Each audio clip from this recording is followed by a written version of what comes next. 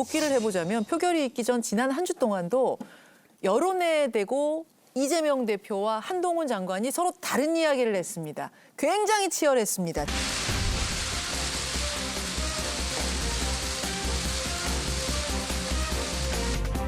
법치에 탈을 쓴 사법 사냥이 일상이 돼가고 있는 폭력의 시대입니다.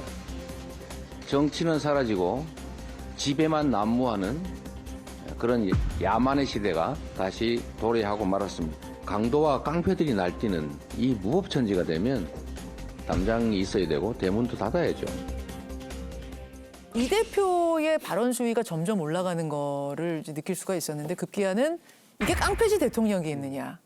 또 사법사냥 이런 용어들이 등장했어요. 박 의원님. 굉장히 셌어요. 깡패지 대통령이냐 이거는 윤석열 대통령이 검사 시절에 했던 얘기. 수사권 가지고 보복하면 그게 깡패지 검사냐.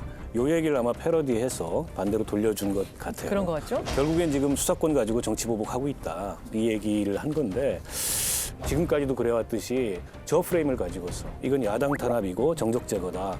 대응을 할 텐데 그게 이제 갈수록 힘을 잃을 수 있다는 게 문제겠죠. 지금까지는 어쨌든 당 내부를 결집시키고 네. 지지층을 결집시키는 데 효과가 있었는데 반복되고 누적되고 더 구체화되고 한다면 그때도 저런 프레임이 과연 지금 수사에 대한 대응으로서 유의미할까. 그런 점은 제가 보기엔 좀 불안한 요인이 있는 거죠. 그 깡패, 뭐 사법사냥 이런 단어들 나왔을 때 국민의힘이 엄청 발칵 뒤집혔다면서요. 제가 보기엔 이재명 대표는 히틀러의 나치 정권 하에서 손전부 장관을 했던 괴벨스의 이론을 철저하게 따르고 있는 것 같아요. 그러니까 괴벨스의 주장이 뭐냐면 대중은 작은 거짓말에는 속지 않는다. 하지만 큰 거짓말을 100번 반복하면 대중은 속는다는 거예요.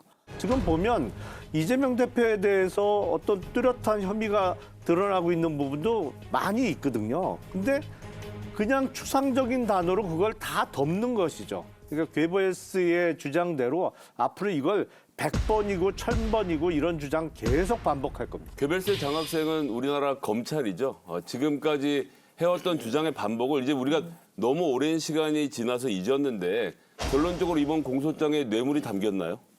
뭐 482억이 무슨 저수지에 들어가 있는지 무슨 호수에 들어가 있는지 말했는데 그걸 공소장에 묘사라도 했나요?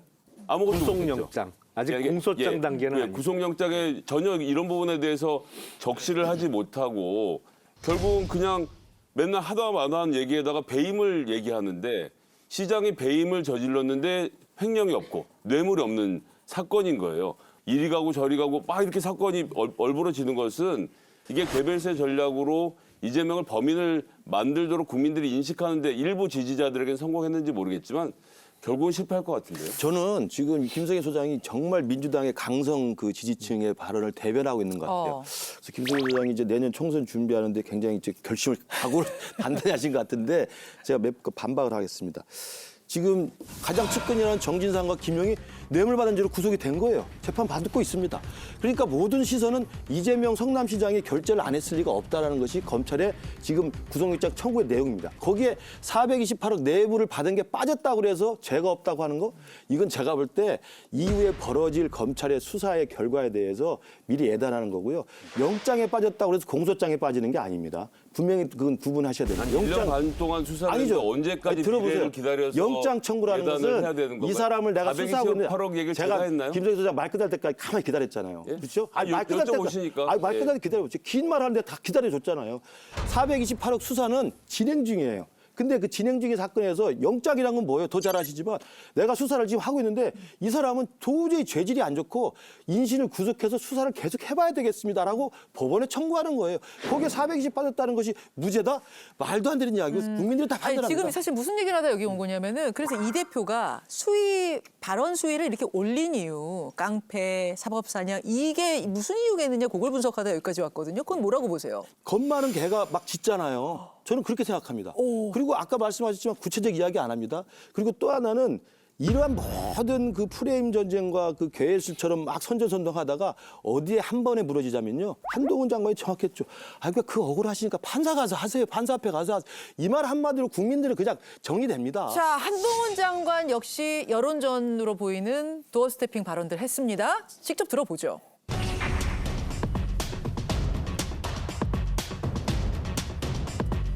바로 그 얘기를 판사 앞에 가서 하시면 됩니다.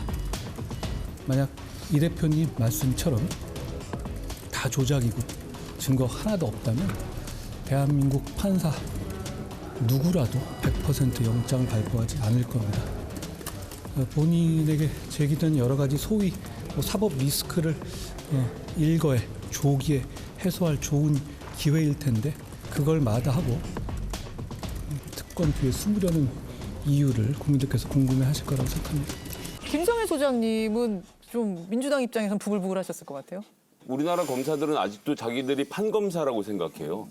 자기들이 자꾸 판사랑 동급이라고 생각을 하니까 구속영장으로 상대방을 쓰러뜨리면 자기가 사법적으로 상대방을 단죄했다라는 생각을 갖고 있어서 뭐 자신 있으면 나와서 붙어보라고 하는데 그러니까 이제 사법고시 모시는 분들이 문제인 건데 사실 헌법 공부를 좀 해야 돼요. 왜 국회의원들이 불체포 특권을 갖고 있겠습니까? 이게 헌법에 적어놓은 내용이고 영국으로부터 시작해서 한 400년 넘는 이 민주주의의 전통이거든요. 그러니까 저는 이 헌법 정신의 불체포 특권이 이제 그 명시돼 있다고 이야기하는데 그건 정확해요. 행정부와 입법부의 견제와 균형을 위해서 하는 거예요. 그건 정확히 보신 건데 그건 행정부의 비대한 권력에 의해서 남용되고 악용됐던 것은 독재 시절이죠. 그걸 지금 2023년 대한민국 전 세계 민주주의 국가 중에서 상위권에 있는 대한민국 민주주의 국가에서 야 행정부 권력이 대통령이 지시하면 검찰이 사냥개처럼 몰려가지고 잡아 뜯어먹으니까 도둑이 판치고 강도가 판치니까 담장 쌓아야 되는 게 있어야 된다. 그거에 동의하는 국민이 얼마나 되겠냐. 자, 지금은 독재 시대가 아니다. 김성애 소장님. 그럼요. 그러니까 예를 들어서 이제 대통령이 저 사람은 중범죄자다라고 지금 선언해 놓은 상태잖아요. 거기에 맞춰서 검찰들이 맹렬하게 사냥개처럼 움직이고 있는 것인데 지금 현재 민주주의가 어떻게 위협받고 있는지는 교수님도 좀 전 직시하실 필요가 있다고 생각하는 게 야당의 논리죠. 지금 제가 말씀드린 독재 시대에서나 악용될 뻔했기 때문에 지금 헌법적 장치로 만들어 자, 놓은 예, 입법부의 김 선생. 권한을 지금 현재 윤석열 정부가 독재고 검찰이 사냥개니까 그걸 써야 되겠다고 말하는 것은 궁색한 논리고 그걸 그 동의할 말씀 분이 제가 다 없다는 거예요. 이미 들었고요. 일단 시행령 정치를 하면서 국민의힘이 민생을 위해서 시행령을 바꾼 적이 있느냐? 그렇지가 않습니다. 그런데 지금 바꾸고 있는 시행령들 보시면요. 일단 행정안전부가 경찰을 장악하기 위해서 경찰국 신설을 했죠. 제 논리에 두 대한 번째는- 반박은 아니죠. 두 번째는 논점이 수사- 어긋나고 있는 거지. 수사 범위에 있어서 한동훈 장관이 등이라는 한 글자를 법기술적으로 응용해서 수사 범위 전체를 비트는 일을 시행령을 했습니다. 그거는 제가 시행령의 독재가 아니냐고 시행령의 세 답변해 번째에 대해서 그래서 제가 지금 수사기관의 비대화를 위해서만 시행령으로 법을 비틀고 있는 사례들을 말씀드리는 자, 거예요. 알겠습니다. 세 번째는 기무사를 방첩사로 바꿔서 수사 범위를 줄여야 되는데 이번에 시행령 바꾸면서 어떻게 하는 줄 아십니까? 민방위대가 있는 알겠어요. 모든 기업들을 포함하고 있고요. 아니 왜그 논점에서 근데 왜 벗어난 말씀 사례를 안 자꾸 들으세요? 논점이 아니, 벗어난 이렇게 사례를 제가- 자꾸 이야기하시면 안 되지. 말을 끝내게 불체포- 좀 해주시겠습니까? 불체포 특권이 교수님. 그 하세요. 하세요. 자, 마무리. 논점에 맞게 평행적으로 이야기를 들었어요? 해야죠. 예, 이어가세요. 말씀하세요. 그만하시죠. 예, 예. 말씀하세요. 예. 자, 세 번째 이제 방첩사의 경우인데 이제 기무사가 방첩사로 이름을 바꿨는데 이 경우에 지금 방첩사에다가 수사 정보 의뢰를 할 수 있는 것으로 대통령실하고 법무부 장관, 행안부 장관 등 중앙 행정기관의 장들까지 수사 정보 요청을 할 수 있도록 지금 시행령 바꾸고 있어요. 그래서 그러니까 시행령 전체를 고쳐서 수사기관을 비대화하고 있는 것이 윤석열 정부가 추진하고 있는 일인데 이걸 그냥 보고 있습니까? 이제 그 제가 말씀드릴게요. 딱 한 말씀만 드릴게요. 지금 제가 독재 정권 때 필요했던 입법부의 보호 장치로서의 불체포 특권에 대해서 제가 지금은 민주주의 시대이기 때문에 안 맞는다는 말씀드린 건데 장황하게 시행령 정치를 말씀드린 거 잘 들었고요. 저는 딱 한 가지를 제가 묻고 싶은 거예요. 지금 이재명 대표가 방탄으로 활용하고 있는 국회의원의 불체포 특권이라는 것이 이승만이 했던 5.16 정치파도 때 출근하는 국회의원 찝차에 실려서 잡아가는 경우냐 아니면 전두환이나 박정희가 계엄령 내려서 국회의원 잡아가는 경우냐라고 묻는 거예요. 그게 아니잖아요.